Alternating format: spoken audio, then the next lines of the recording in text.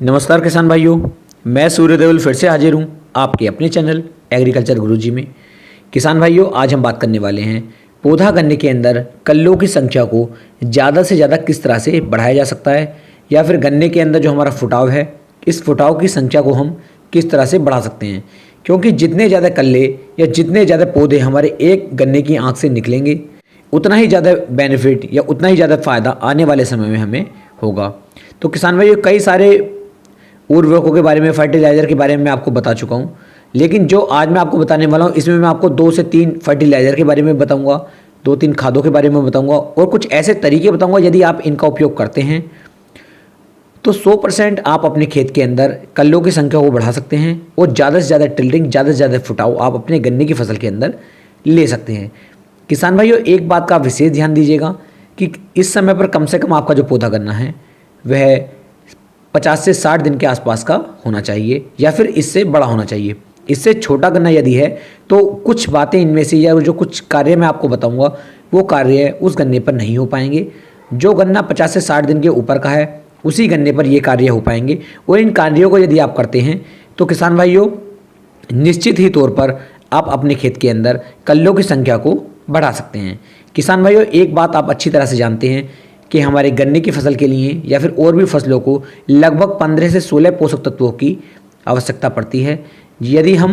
किसी भी एक पोषक तत्व की कमी हमारे खेत के अंदर रह जाती है तो हमारी फसल पर उसका कहीं ना कहीं कोई ना कोई असर जरूर पड़ता है। इसलिए हमें ध्यान देना है कि अपनी फसल के अंदर हम किसी भी पोषक तत्व की कमी ना होने दें। किसान भाइयों, एक तो हमें कम से कम 2 से 3 साल के अंदर अपने खेत की जो मिट्टी है उसकी जांच अवश्य करवानी चाहिए। यदि आपने मिट्टी की जांच नहीं करवाई है तो कोई बात नहीं है, यदि आप करवा चुके हैं तो उसमें आपको बता दिया गया होगा कि आपके खेत के अंदर किन पोषक तत्वों की कमी है और कितनी मात्रा आपको किसकी डालनी है, जिसके बाद आपके खेत के अंदर जो कमी है वह पूरी हो सकती है। किसान भाइयों, इस समय पर जो हमारे कल्ले होते हैं, हमारे पौधे होते हैं, यह काफ़ी बड़े हो जाते हैं। किसान भाइयों, सबसे पहले आपको अपने खेत के अंदर क्या करना है कि जो आपके खेत के अंदर बड़े बड़े कल्ले हैं उन कल्लों को आपको हाथ से तोड़ देना है। उससे किसान भाइयों क्या होगा कि ऑक्सीजन की मात्रा जो हमारे कल्ले के अंदर बढ़ गई थी तो उससे ये होता है कि हमारे खेत के अंदर कल्लों की संख्या कम बनने लगती है। यदि आप सबसे बड़े वाले कल्ले को अपने खेत के अंदर से तोड़ देते हैं तो उससे नीचे से कल्लों की संख्या फिर बढ़ करके चलती है, क्योंकि ऑक्सीजन की जो मात्रा होती है वह फिर पौधा कम लेता है और नीचे से टिल्डिंग या फिर फुटाव होने में काफ़ी ज़्यादा मदद हमारी फसल को मिलती है। इसलिए किसान भाइयों, आप विशेषकर ध्यान दें कि जो आपके खेत के अंदर एक मेड़े के अंदर या एक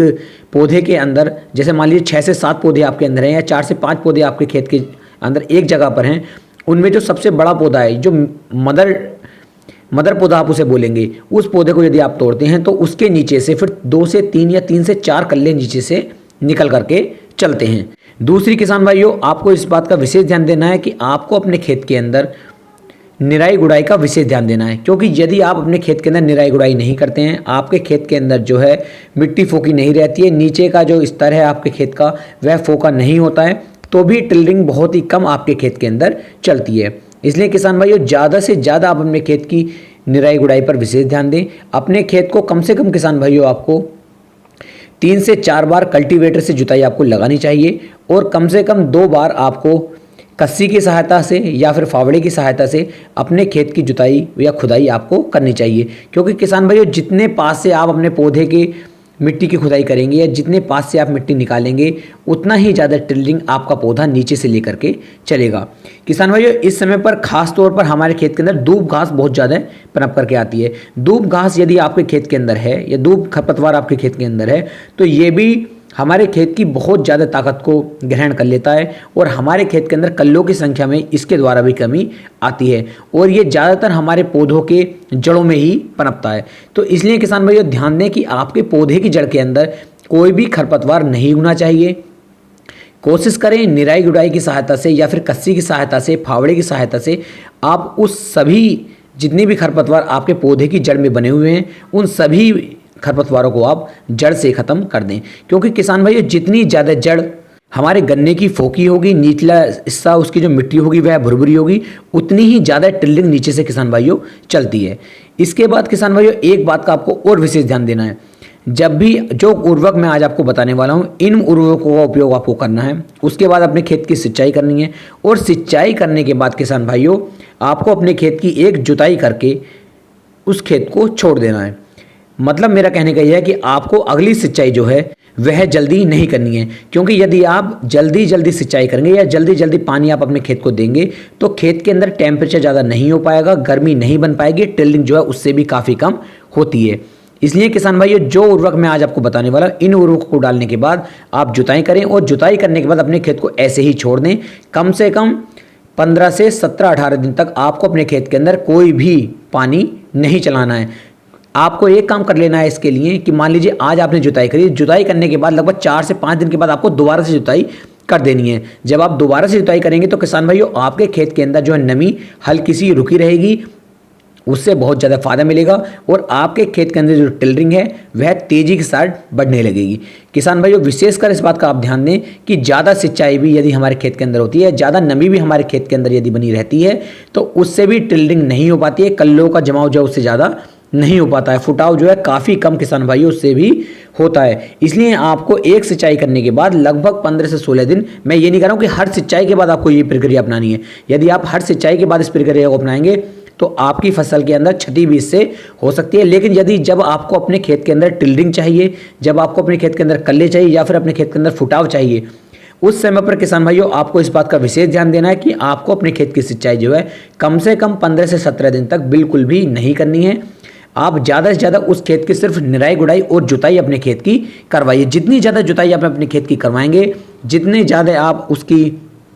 कस्सी से खुदाई करेंगे या जितने ज़्यादा खरपतवार अपने खेत के अंदर नहीं होने देंगे, उतना ही ज़्यादा उत्पादन किसान भाइयों आपको अपनी फसल से मिलेगा। किसान भाइयों सभी पोषक तत्व, सभी फर्टिलाइजर, सभी इंसेक्टिसाइड एक तरफ रखे रहते हैं और दूसरी तरफ यदि आप समय पर सिंचाई करते रहें और अपने खेत की निराई गुड़ाई करते रहें, अपने खेत की जुताई यदि आप करते हैं तो किसान भाइयों उससे ज़्यादा बेनिफिट आप किसान भाइयों ले सकते हैं। इस बात को आप मान लीजिए, मैं बिल्कुल इस चीज़ को नोट करके आपको बता रहा हूँ और ये चीज़ मैंने अपने वास्तविक जीवन में अपनाई है और इस चीज़ का मैं बहुत अच्छा बेनिफिट या बहुत अच्छा मुनाफा भी इस चीज़ से कमा चुका हूँ। तो किसान भाइयों कोशिश करें कि आप मान लीजिए आपके पास 2 एकड़ गन्ना है तो 1 एकड़ खेत के अंदर आप जिस तरीके से मैं बता रहा हूँ इस तरह से आप खेती करके देख लीजिए। यदि आपको बेनिफिट ना हो तो आगे से आप मेरे चैनल को अनसब्सक्राइब कर दें, मेरी वीडियो को कभी भी ना देखें और मेरी हर वीडियो को आप डिसलाइक करें ताकि उससे मेरा चैनल बर्बाद हो जाए और फिर मैं आगे कभी भी वीडियो ना बना पाऊँ। इसलिए किसान भाइयों 1 एकड़ खेत में आप अपने तरीके से चलें और 1 एकड़ खेत में आप मेरे तरीके से चलें। यदि आप मेरे तरीके से चलते हैं तो किसान भाइयों मैं 100% दावा दे सकता हूं कि आप ज़्यादा से ज़्यादा टिल्डिंग ले पाएंगे, अधिक उत्पादन ले पाएंगे और आपके गन्ने की जो ग्रोथ होगी वो आस पड़ोस वाले जो आपके और खेत होंगे, जो किसान भाई मेरी वीडियो नहीं देखते होंगे, उनके खेतों से अच्छा ही आपका गन्ना दिखाई देगा। ये मेरी जवान है, ये मैं 100% आपको दावे के साथ कह सकता हूँ कि आप बहुत अच्छा बेनिफिट किसान भाइयों इससे ले पाएंगे। अब किसान भाइयों जो मैं आपको बताने वाला हूं कुछ फर्टिलाइजर के बारे में, कुछ खाद के बारे में, कुछ कीटनाशक के बारे में, इनकी मात्रा का आपको विशेष ध्यान देना है। यदि इन मात्राओं को आप अच्छे से डालते हैं तो किसान भाइयों आपके खेत के अंदर बहुत ही अच्छी टिल्डिंग होकर के आएगी और आपके खेत के अंदर कोई रोग भी नहीं लगेगा। किसान भाइयों यदि हमारे खेत के अंदर कोई रोग लगता है तो रोग लगने के कारण भी हमारे खेत के अंदर टिल्डिंग बहुत कम होती है। इसलिए किसान भाइयों आपको अपने खेत के अंदर रोग भी नहीं लगने देना है।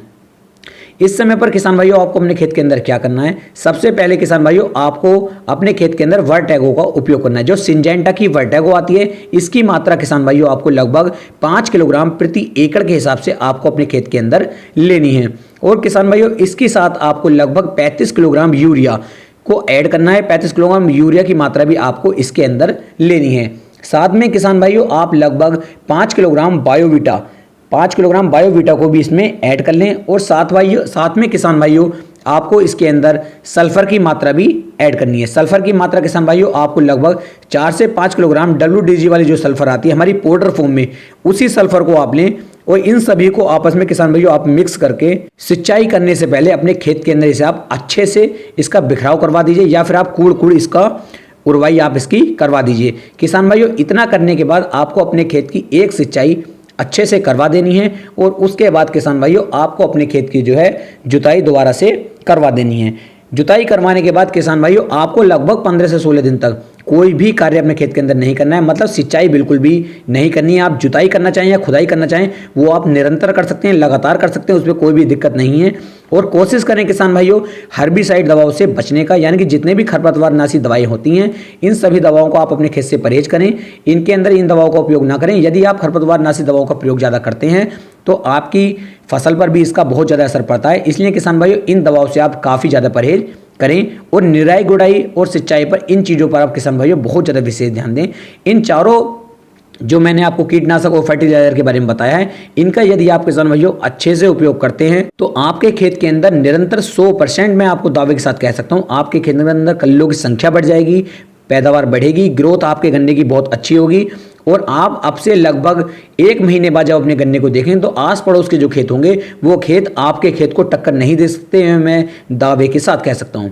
यदि आप मुझसे जुड़ना चाहते हैं तो आप व्हाट्सएप ग्रुप का लिंक मैंने नीचे डिस्क्रिप्शन में दिया है, आप उस पर क्लिक करके मेरे व्हाट्सएप ग्रुप से जुड़ सकते हैं। मैं सभी उन्हीं किसान भाइयों के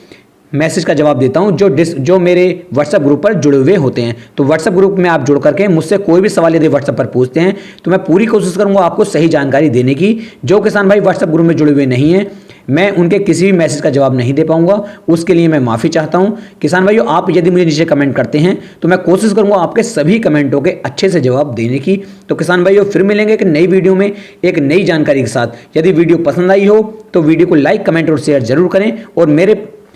चैनल को सब्सक्राइब जरूर करें। किसान भाइयों फिर मिलेंगे एक नई वीडियो में, तब तक के लिए जय हिंद, जय भारत, जय किसान।